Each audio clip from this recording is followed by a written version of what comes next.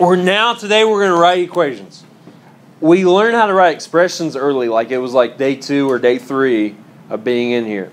They gave you words that symbolize different operations. More than, added to, sum. Those were all addition problems. Less than, subtracted from. Those are all subtraction. Remember? We remember doing that? Yeah. Okay, and you had to write down expressions. What they've done now is they're going to have you translate equations and then you're going to solve. Some of them you're not. If it just says translate, that's all you do. Then you're going to get the problems we're just going to have solved. So make sure you read directions. Here it just says translate. It says Zach has 6 shirts. So I write down what I see. I see 6. Then I see the word is. Is always what symbol? You guys remember?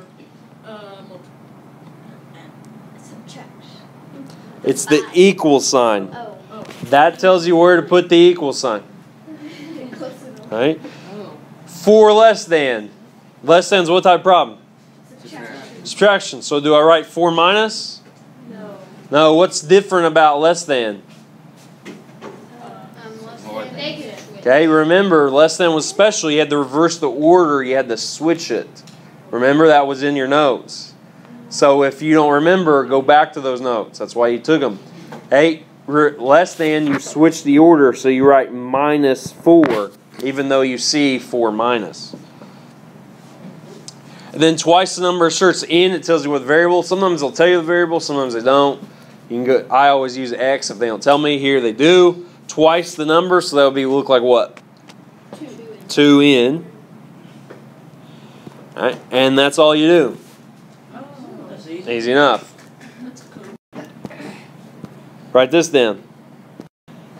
The expression is 8 more than the quotient of a number y, and -3 is -24. 8 more than, what would that be? 8 plus. Okay? There's only a few problems where we reverse the order. Remember? Less than is one of them. The quotient. What type of problem is quotient? It's the division problem. So what I do, okay, is I find and, because that's where the symbol goes. Right? The division problem is going to be and. What's in front of and? Y. So that would be on top, because I'm just going to write this as a fraction, because fractions are division problems. What's behind and? -3. So that's going to be what goes on the bottom. That's your denominator. We see is, that's equals, and then what's left is -24. Easy enough, right? Yes. Shane has 13 baseball cards, so I see 13, I write it. I'll figure out where it goes later. Then I see is, so I know that's where my equal sign is. 7 more than. What type of problem is more than? Addition, 7 plus. 3 times the number m that Katie has, so 3m. All right, that's what you should have. Kirk's father was 29 years old when baby Kirk was born. This year, the sum of their ages is 53. Find their ages. So this is a problem where you've got to translate this into an equation and then solve it. Well, here's what you need to do. Okay, and I explained it like this second hour, but I didn't make it mandatory. I think I should make it mandatory, where you have to write it just like this. It says the sum of their ages. So what type of problem is this? Addition. So I'm going to add Kirk's age and his dad's age, and I get what? 53. The sum of their age is 53. So this is what you should have to write. Kirk's age plus the dad's age equals what? 53. You should write that. And then underneath, you need to define Kirk's age, and you need to define dad's age. And I think that this is easier when you do it, when you write it out just like this. So make sure you do it on the homework. Does it tell me how old Kirk is? No. No. That is clearly the one that has the variable. It does not say anything about Kirk's age. So that's got to be the variable. We're going to call it X. Excuse me. How old's the dad? He's 29 years old? When Kirk was born. Right? But does this say Kirk was born this year? No. Does it say Kirk was born 10 years ago? No. It doesn't say anything, right? So how do I figure out how old his dad is?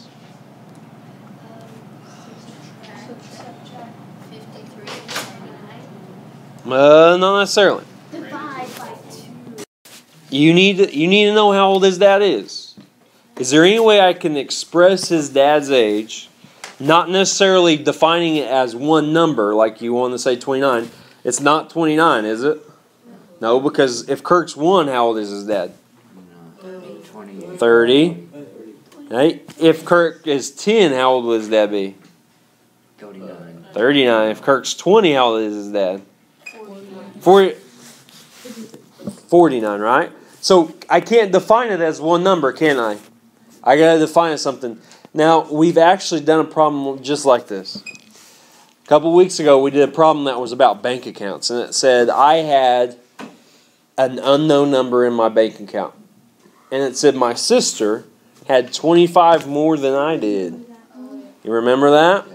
Hey, had 25 more than me. What did we express her bank account as? 50. No, because we didn't know how many I had, so we didn't know how many she had. Okay, my bank account was X, so we labeled her bank account as what? Just 25? X plus 25. X 25. My account plus 25, right? Because then we knew once, if I had $25, then I knew she had 50. If I knew she had, or I had 100, then she had 125. So think back to this problem. How would I label his dad's age? X plus 29. Because if, like I said, if Kirk's 1, then his dad's 30. If he's 2, then he's 31. Right? You're going to have to figure out how old Kirk is before you can figure out how old his dad is. Right? Now, we've done almost all the work. All I do is plug this in for Kirk and this in for his dad. X plus 29. So Kirk's age plus his dad's age gives me 53. Do I know how to solve a problem like this? No. Yes, we did yesterday. Oh. Combine like terms. What's X plus X? 2X plus 29 equals 53. Do I know how to solve a problem like this?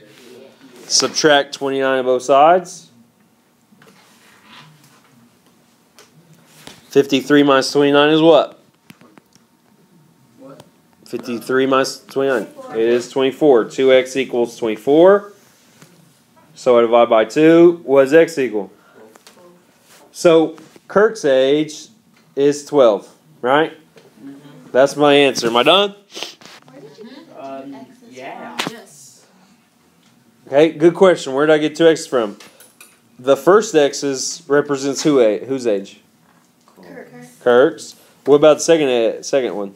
His dad's. Well, it's Kirk's age plus 29, so this total thing is his dad's age, right? His dad's age is represented by Kirk's age plus 29 more years, right? So, and then I combine the x and x, that gives me 2x, right? I just add numbers in front. His dad's Kirk's age is 12, but is that my answer? Am I done?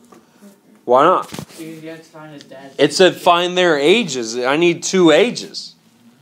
Someone tell me how I can find his dad's age. Ben? 12 minus 53. No. Okay. What'd you say, Jaden? 12 plus 29.